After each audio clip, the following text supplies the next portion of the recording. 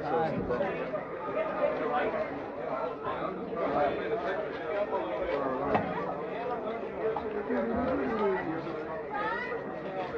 I don't know. Hollywood.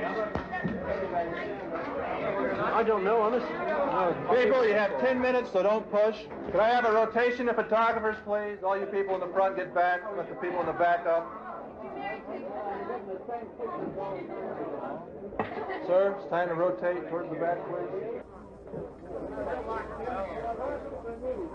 I'd just like to simplify things a little by suggesting that the two gentlemen with the roving mics select the questioners rather than me, because they can move around faster. So if you want to ask a question, please draw the attention of one of the two roving microphone men. My question concerns money. I was wondering if you still have an arrangement with the U.S. Internal Revenue Department to pay your taxes to England through them. Another part of the question is, how much money have you grossed in your current U.S. tour, and is it true that you lost? We don't know. Money's got nothing we don't to know do with about that. that. We don't do the money side of it, you know. Brian does that. And we don't particularly worry about it. Tell us what we get in the end. The tax thing. We pay tax and things, but we don't know how much or how much we've made or anything, you know, because if we were going to worry about that, we'd be nervous wrecks by now. I'd like to direct this question to Messrs. Lennon and McCartney. In a recent article, Time magazine put down pop music, and they referred to Day Tripper as being about a prostitute, and Norwegian Wood as being about a lesbian. Now, I just wanted to know what your intent was when you wrote it, and what your feeling is about the Time magazine criticism of the music that is being written today. We were just trying to write songs about prostitutes and lesbians, that's all.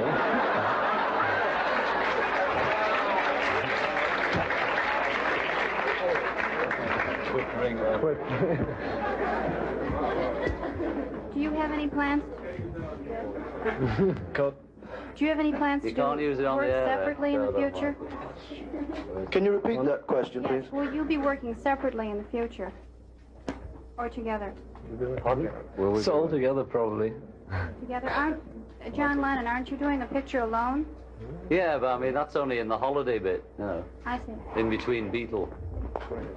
Fred Paul from KASK. First of all, I'd like to say hi to you all again. It's really good to see you. And so, go on, Fred. I'd like to ask a question that you've never been asked before. What are you going to do when the bubble bursts? So, Fred. You know, that's a personal in-joke. He used to ask it at every press conference we went to keep the party going. Do you think we'll have another tour again next year? Could be, Fred. Could be. Brian does that. Thank you very much. He does a lot of it, Fred. Outside in Hollywood tonight, you had to arrive in an armored truck, and the truck was swarmed by adoring fans. What is the situation wherever you go? Do you ever have an opportunity to walk out in the street without being recognized, or can you walk into a theater to see a movie by yourself? If you go when the lights are down. We can do that in England. It's easier in England than it is here. And it's mainly because we know England better. It'd also be easier to do it if we were on tour, you know. Because we're on tour, people know where we are, that's why we have a crowd. We can do that in England. It's easier in England than it is here. And it's mainly because we know England better. It'd also be easier to do it if we were on tour, you know. Because we're on tour, people know where we are, that's why we have a crowd. Yes, I wear Paul? Paul? Sorry. Many of the top artists and musicians in the pop field today have said that the Beatles have been a major influence in their music. Are there any other artists who have an important influence on you? Oh, yes. Nearly everyone, you know. We pinch as much from other people as they pinch from us, you know. Is it possible to raise the level on both of the roving microphones, please? The boys are a little deaf. Ringo. Ringo. Oh. Aye. Ringo, do you carry wall pictures of your baby with you? No. No? Why? I don't carry photos of anything, you know. Thank you. You can remember. Yeah. May I ask about the song Eleanor Rigby? What was the motivation or inspiration for that? 2 queers.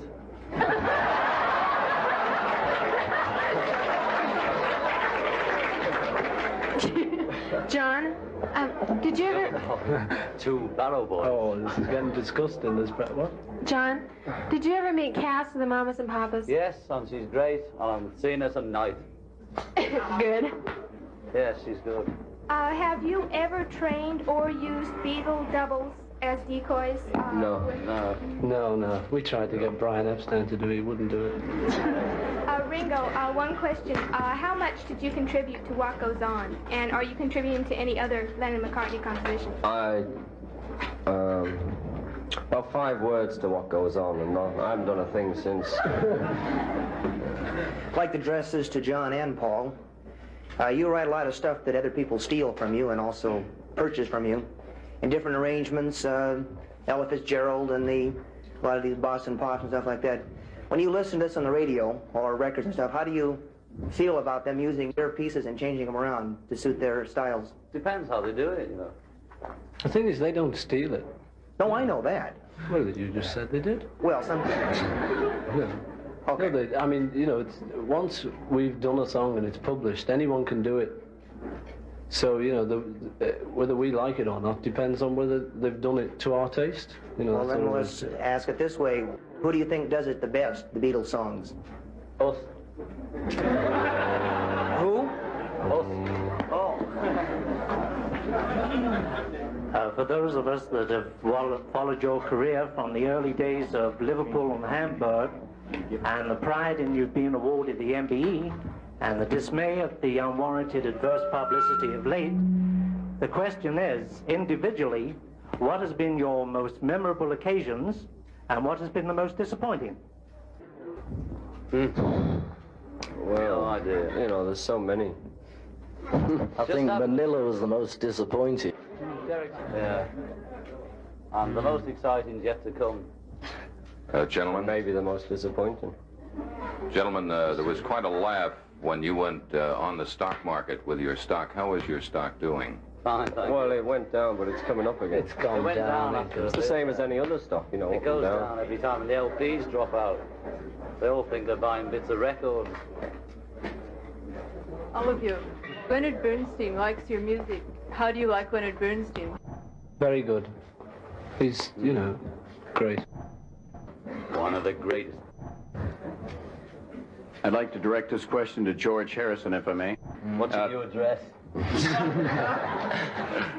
George, before you left England, you made a statement that you were going now to America to be beaten up by Americans. Do you mean to say in so many words that you feel that the American fan is more a hostile fan? No, not at all. Or a more enthusiastic? Actually, I said that when we arrived back from Manila. They said, what are you going to do next? And I said, we're going to rest up before we go and get beaten up over there. Merely beaten up is just... So really, we just get sort of shoved around a bit.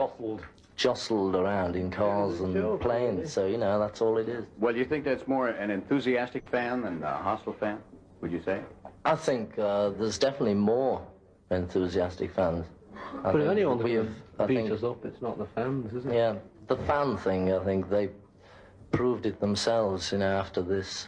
We found out that there are a lot of fans who are great. And all the ones we lost, I think, we don't really mind anyway. Because if they can't make up their minds, who needs them? Thank you. Yeah, I wanted to ask about the your image, the image scrimmage, and I'll direct this to anybody. How has your image changed since '63? Is it a little more, is it the same? An image is how you see us, so, you know, you can only answer that. You're the only one that knows. Who's that? Oh. It's you. Oh, You. well, no, I want to get your opinion. Is it a little tarnished now? Is it more realistic, or what would you say it is? I know, I have my opinion, We haven't but... got any tags for our opinion. We can't tell you our image, you know. We can only... Our image is what we read in the newspapers, and that's the same as you read, you know. I mean, we know our real image, which is nothing like our image. Forget it. And what I meant to say was... I like take 2 bricks. Who is the young man with the lengthy haircut to your right rear? Right rear. It's good old Dave, isn't it? Where is he? That's Dave from the Birds, a mate of ours. your hoy mateys. Shy, Do shy. you ever plan to record in the United States, and why haven't you yet? We tried, actually, but it was a financial matter. Bit of trouble over that one. No, we tried, but it didn't come Internal up. politics. Hush, hush. Dice. Mr. Lennon, is it true you're planning to give up music for a career in the field of comparative religion? No. Is that another of the jokes going on? I'm sure you've all heard of the many Beatle burnings and Beatle bonfires. And I was wondering, do you think American girls are fickle? All girls are fickle. Well, the photos we saw of them were a sort of middle-aged DJs and 12-year-olds burning a pile of LP covers. This question is directed to Paul and John. You have written quite a few numbers for Peter and Gordon, and I understand they don't like it because they think that it's you writing the song that makes it popular. Do you plan to write any more songs for them? They, you know, if we write songs for, they ask us to write songs for them if we do it. I mean, they don't mind it. They like it, but it's... People come up and say, we see you just getting in on the Lennon-McCartney bandwagon. That's why they did that one with our names not on it, Woman. Because everyone sort of thinks that's the reason they get hits. It's not true, really. Gentlemen, what do you think would happen to you four if you came to an appearance without the armored truck and without police? We'd get in a lot easier. We wouldn't make it. We couldn't do it. It depends, you know. Sometimes we could have easily made it much better without the armored truck. But today, probably we wouldn't have. You think you'd be physically harmed? Oh, yeah, probably. What do you think? Yes, I think so. Could be.